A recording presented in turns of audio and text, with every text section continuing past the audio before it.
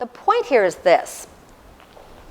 We have an opportunity to refill our cup at any time, right? I never would have imagined that I'd be sitting in a French restaurant, quiet, because I can't speak the language, and watching my husband order our food in Spanish. It was really like something that would never have occurred to me.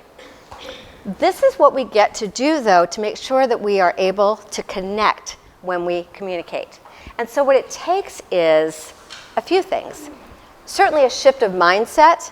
Like if you look at, is the cup half empty or half full, it'd be English, French, French, English. And so what happens is you keep repeating yourself, right, in this metaphor. Or you start talking louder. Have you ever had it where somebody started to talk louder, but they're saying the same thing? Just like, I heard you, I just don't understand you, right? It's like, I got it. I don't know what you're saying, but I got it. Okay, it's that. You have to have a shift of mindset first, and you have to have a commitment to finding a way to refill it.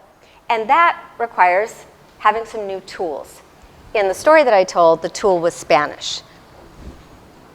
Today, we're going to get all kinds of different tools that you can use.